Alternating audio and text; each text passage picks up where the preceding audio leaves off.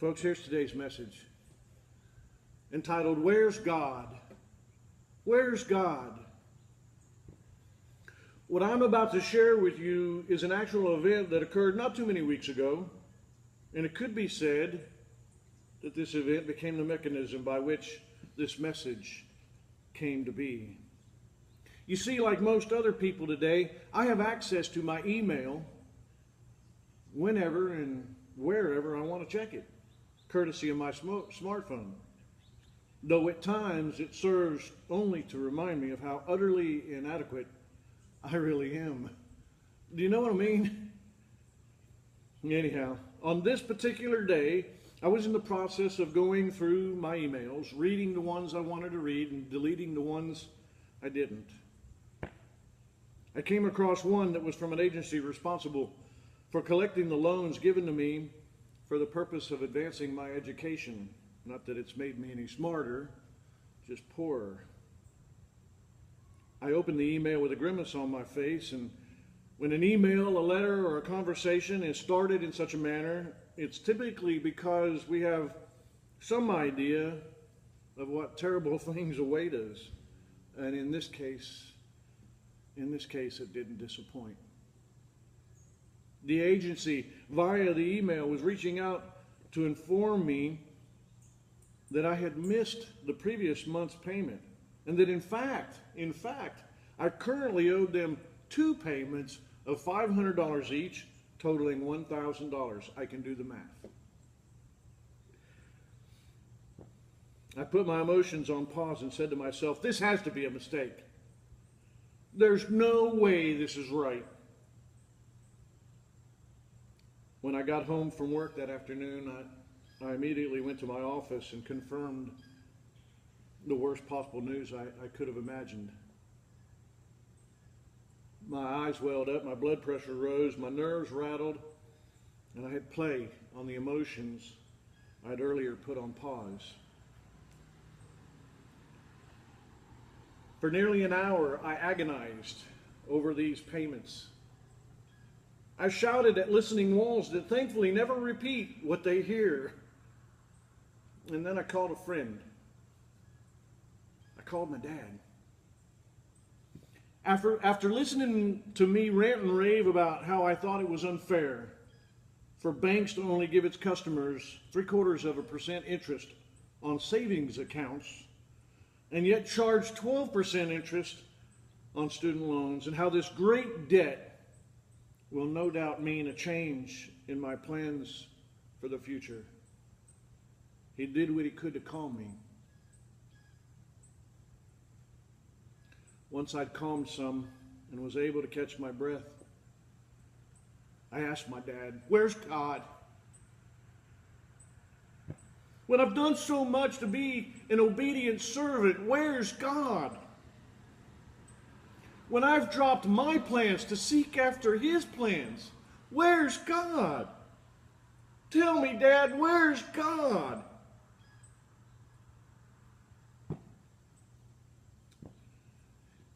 You have to know that God gives good dads great answers to questions raised by good children. He really does. My dad responded by asking me this simple question. Where'd you leave him, son? Where'd you leave him? Followed by an equally simple but poignant question. Where'd you see him last? His point had a sting to it, but I'm ever so glad that he made it. Folks, here's the bottom line. If anybody had a right to ask, where's God? It would have been Job. 4 times messengers came to him with news about 4 different devastating events. But Job refrained from asking the question, where's God? Messenger after messenger, crushing event after crushing event.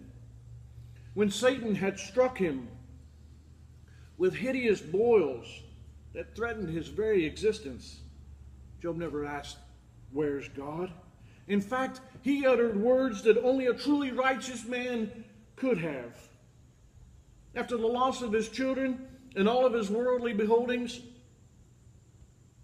he said, naked, naked, I came from my mother's womb, and naked I shall return.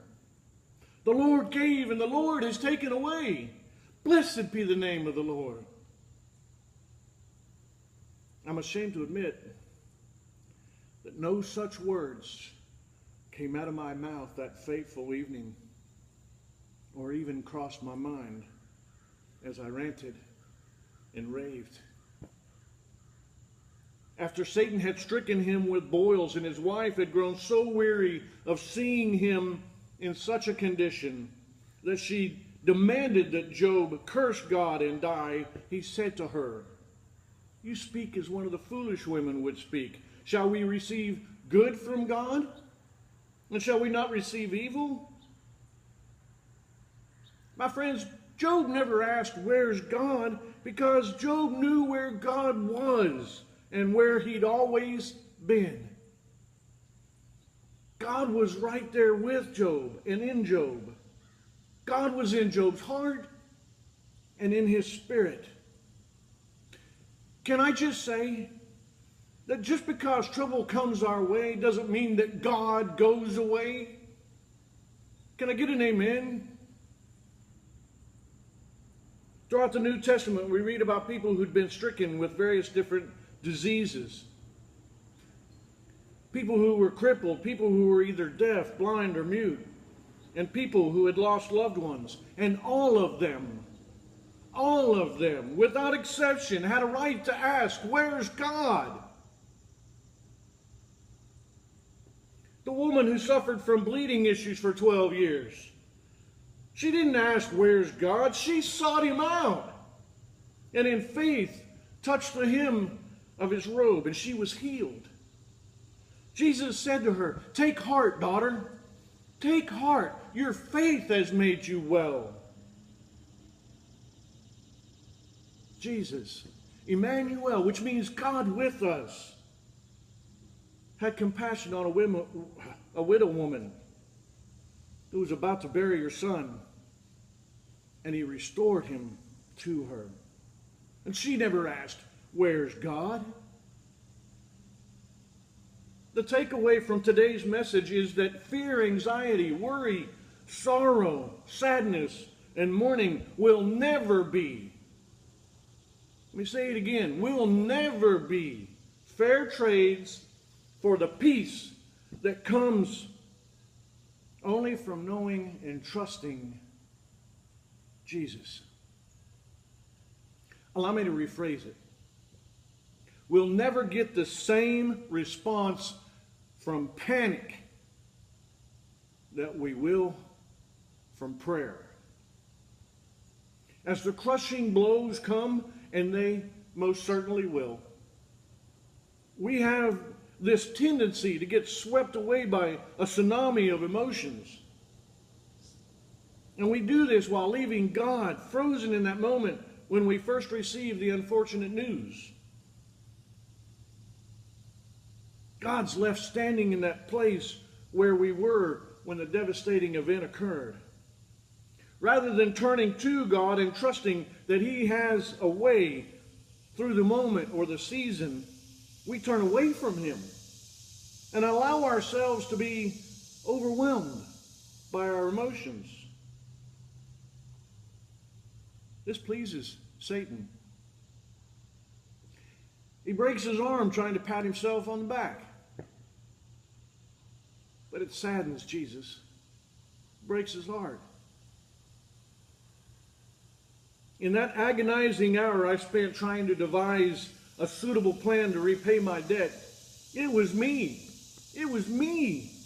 who left God flat-footed and powerless. It was me who stripped Him of the opportunity He would have loved to have had to show me a way and give me a peace about the debt. God hadn't gone anywhere. God hadn't gone anywhere. He was still in my heart. He was still in my spirit. But the authority I gave to my emotions was the authority I denied my Lord. My friends, there's something you need to know, and I pray you'll remember when the crushing blow comes. And it's this. Though Satan may attempt to wreak havoc on our lives, it's Jesus who restores our lives. But that's only if we don't give our emotions the authority that rightfully belong to Jesus. If in that desperate moment, if in that devastating moment, we refuse to check out on Jesus, and we refuse to abandon our faith in God, then we'll see the restoration that Job saw. The Bible tells us, and the Lord restored the fortunes of Job when he had prayed for his friends. And the Lord gave Job twice as much as he had before. Sounds great, right? I mean, what a wonderful ending to the story, but it's not over yet. That's not the end. God didn't stop there. 2 verses later he says, and the Lord blessed the latter days of Job more than his beginning.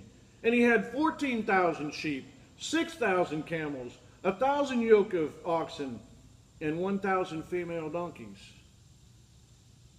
And why this is at the bottom of the list, I don't know. But he also had 7 sons and 3 daughters. Here's a thought we'd all do well to remember. Nothing we've ever lost here in this world, whether restored or not, will ever compare to the wonderful riches that await us in heaven. As I make my way toward a conclusion, allow me a few more moments to ask a couple questions. Why do we try to pin the blame on God for the pain and suffering we endure? Why do we look at the morally corrupt world we live in and try to make God the one responsible, as if he were the one who's done something wrong? Here's a thought to consider as we dish out the blame.